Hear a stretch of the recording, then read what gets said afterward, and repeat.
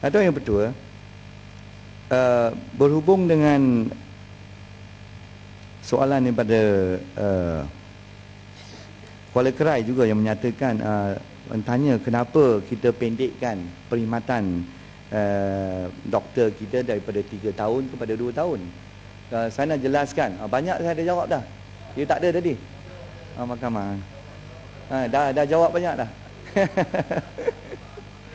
On record lah ada. Saya dah jelaskan di sini bahawa masa berkhidmat dengan kerajaan ni sama. Kalau dulu kita hanya memberi houseman 1 tahun. Sekarang kita dah tingkatkan houseman 2 tahun. Dulu 1 tahun houseman, 3 tahun perkhidmatan wajib dengan kerajaan. Sekarang 2 tahun houseman, 2 tahun perkhidmatan wajib dengan kerajaan. So it's still 4 years. Masih sama juga 4 tahun. Kita tak ada pendekkan perkhidmatan dengan kerajaan. It's still 4 years.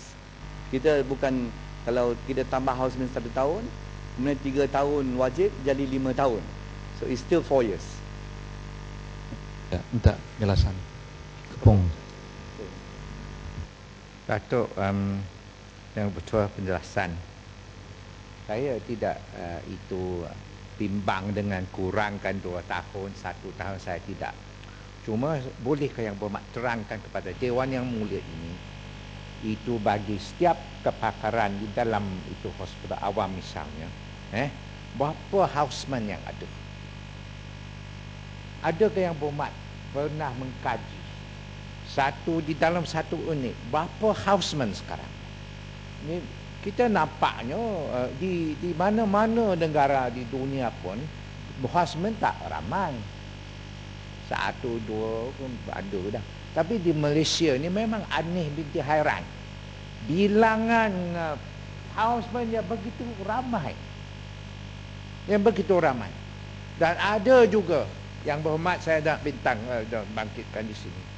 Kerana saya tidak memaksa mereka, saya tak tahu. Saya diberitahu ada houseman yang datang di ni JPA punya sekolah. Pelajar JPA punya.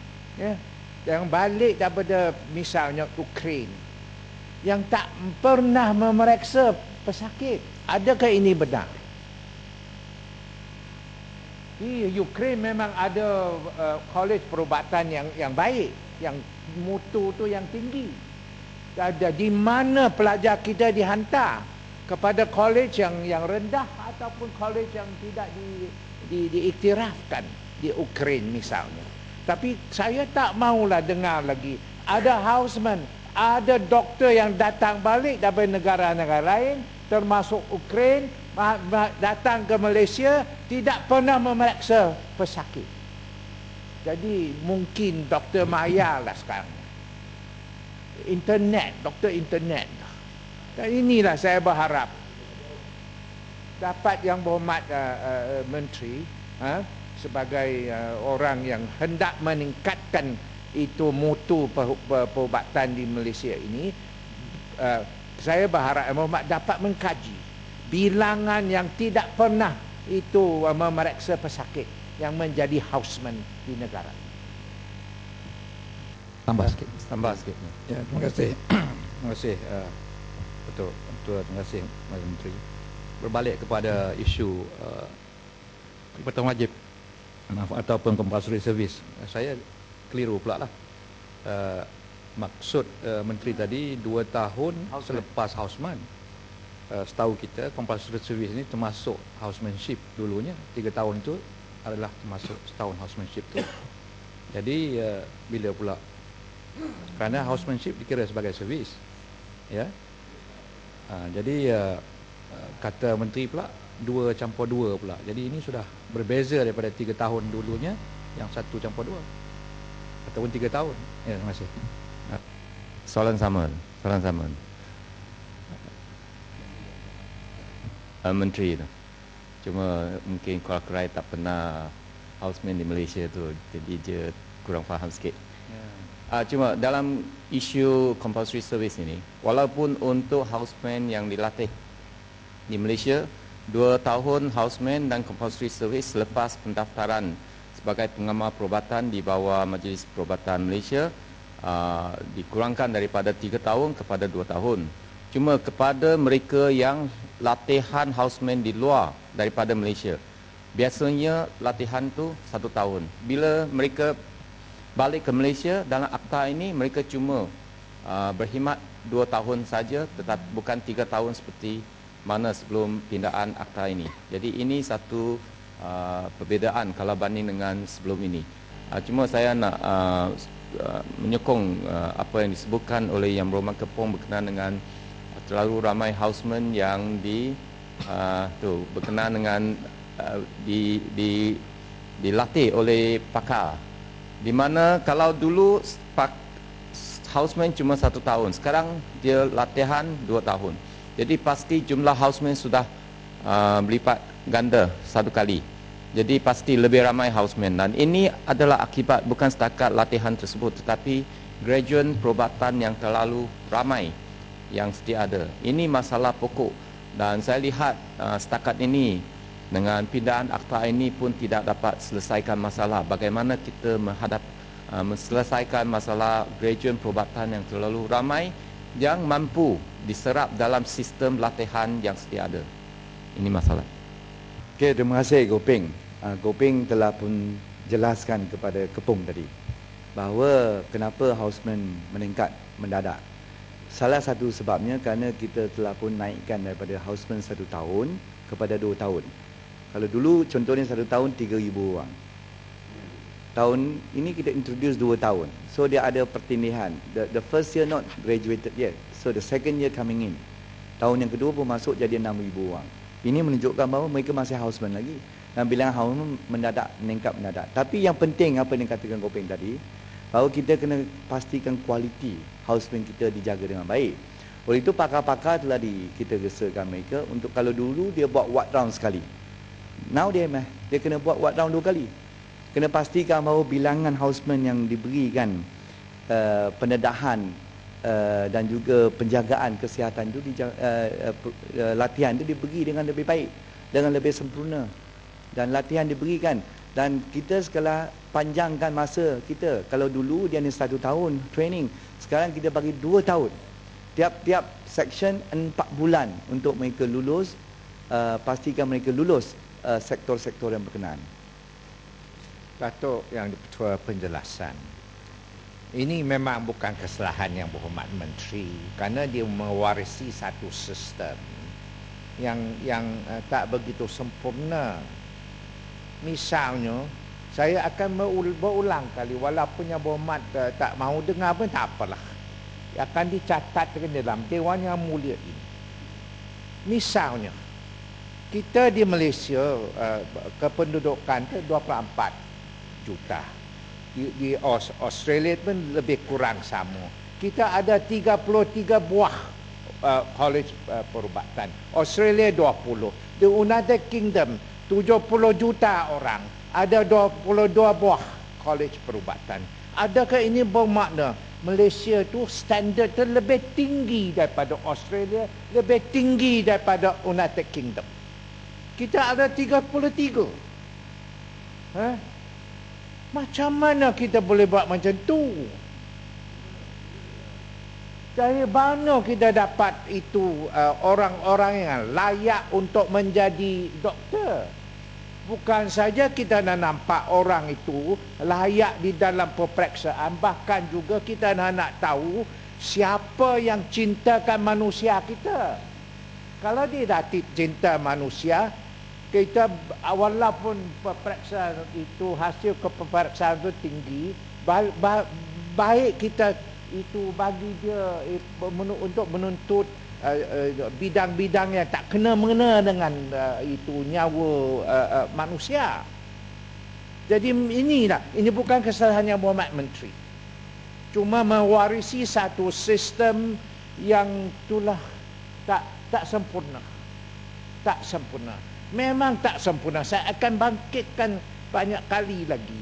Dan di dalam jatuh datang kuasa peringkat jatuh kuasa, saya bangkit ada perkara lagi yang tak kena mengena Yang Berhormat Menteri. Cuma kita mesti memperbetulkan semua ini. Okey, terima kasih Yang Berhormat Kepong. Dan ada lagi. Saya juga nak jelaskan di sini bahawa penambahan bilangan college ataupun universiti khusus medical tidak bermakna kita kualiti dia kurang. Kerana kita ada agensi-agensi itu pastikan bahawa kualiti itu dipastikan dia tinggi dan juga menjaga keselamatan pesakit yang ada. Dan saya juga nak pastikan bahawa termasuk latihan yang kita beri di hospital juga dijalankan dengan sempurna. Kalau dulu hanya ada 4 bidang, sekarang kita tambah kepada 6 bidang. 6 posting dalam bidang perubatan, bidang pembedahan, ONG, pediatrik, ortopedik, kecemasan. Dan ini adalah penting tiap-tiap satu bidang 4 bulan untuk mereka menjalani kursus-kursus yang mereka dapat pelajari dengan lebih mendalam lagi. So, Datuk Yang Ketua, saya memang mendengar apa juga cadangan-cadangan yang lebih baik untuk kita naikkan kualiti perkhidmatan kesihatan kita dan juga termasuk latihan kepada doktor-doktor kita. Kalau kita lihat bilangan pelatih bilangan doktor yang kita hantar ke luar negara, sekarang kita ada turun kan. Kalau dulu, kalau tahun 2011 yang balik 1,700 doktor daripada luar negara balik Malaysia hantar ke luar negara. Tapi sekarang kita ada kurang kan, kerana kita tak ada kemampuan untuk memastikan bahawa kita dapat melatih doktor-doktor kita dalam negara kita. Ya. Datuk tak ada masa duk. Sudah saya tak ada Duk, masa. Datuk Itu satu. Padang Serai pun bangun belakang yang mana. Lepas kejap short one dan Ada short one kat dia. Kita memang mengiktiraf beratus-ratus college perubatan di luar negara. Saya setuju bila kita kurangkan hantar kepada orang kepada luar negara, kita kurangkan. Walau bagaimanapun, bolehkah yang berhormat? Sekarang kita mesti kaji semula. College ada 300 atau lebih kalau tak silap saya. Dan ada yang baik juga daripada Taiwan pun tak iktiraf juga. Tapi ada college yang kurang standard pun kita iktiraf. Apakah kriteria yang kita gunakan untuk mengiktiraf college ini? Ini memang penting. Dan di sinilah daripada JPA misalnya hantar orang kepada luar negara. Seolah-olah MU kita tu tak cukup standard. Orang luar baru cukup standard. Dan baru-baru ini kita hendak itu kursus yang tambah untuk Universiti Malaya. Kita hantar kepada island. Seolah itu island tu yang lebih baik dah tu. Walau island menghadapi kesusahan sendiri di dalam bidang island ekonomi. Ini bermakna orang pun ada cacat celah juga. Kita hantar kepada luar negara seolah-olah dia lebih baik. Bukan semua yang lebih baik. Nah, inilah masalah yang berhormat. Saya mengambil kesempatan supaya pihak kerajaan jangan kita buat macam tu. Kita kaji dulu sama ada orang di luar tu lebih baik daripada kita. Bukan semua tu yang baik. Kalau yang baik, mengapa di Eropah sekarang menghadapi masalah? Kerana dia ada cacat celah juga. Jangan kita anggapkan MU kita tak baik juga. Jangan kita buat macam tu lagi. Terima kasih Datuk Ketua dan Yang Berhormat Menteri. Saya pun terpanggil sebab isu kualiti doktor-doktor kita.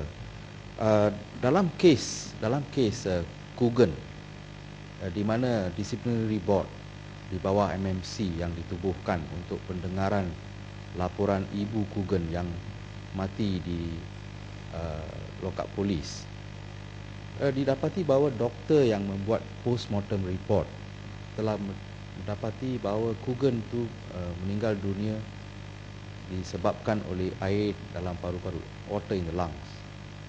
Tetapi postmortem yang kedua yang dijalankan di Universiti Malaya UMC mendapati Kugen meninggalkan akibat dari renal failure.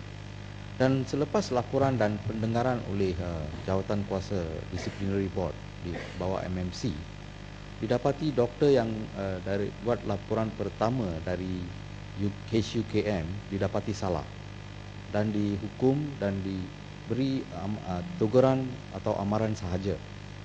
Jadi dalam kes ini amat jelas bahawa doktor dari HUKM itu telah membuat satu kesilapan atau kesalahan yang serius, tetapi beliau diberi teguran sahaja.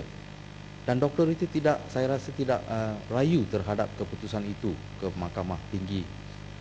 Jadi saya nak tahu dari yang berhormat, tahap doktor-doktor yang duduk dalam disciplinary board itu, apakah kepakaran mereka untuk mendengar kes-kes sebegini, di mana seorang doktor didapati salah yang amat serius, memberi laporan postmortem yang begitu lainan daripada postmortem yang kedua.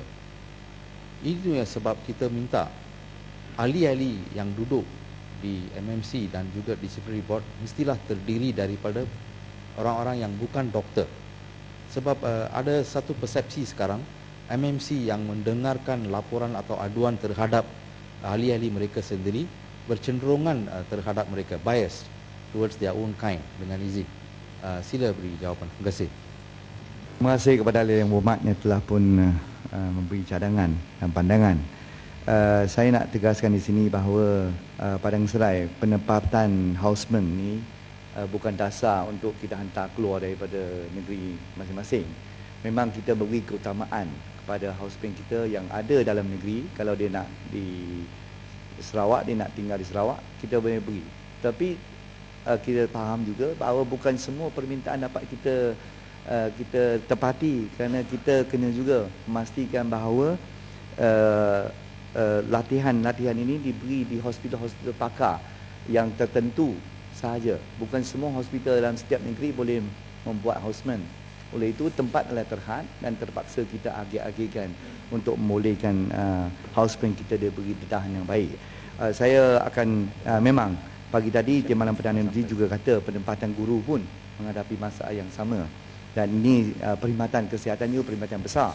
Dan kita juga akan kaji sistem yang paling baik untuk memastikan penempatan houseman kita diberi kepada keselesaan yang terbaik. Berhubung dengan isu kualiti yang dibangkitkan Tun Intan, saya nak jelaskan itulah kenapa kita nak perketatkan dan meningkatkan prestasi MMC kita melalui pindaan akta ini. Kita akan membolehkan MMC juga melantik jawatankuasa disiplin yang ahlinya daripada orang luar. We are more flexible now dan kita akan pastikan bahawa pemprosesan sesuatu kes dapat dipercepatkan. Pada masa ini banyak kes-kes juga tertunggak dan tidak dapat dijalankan dalam masa yang singkat.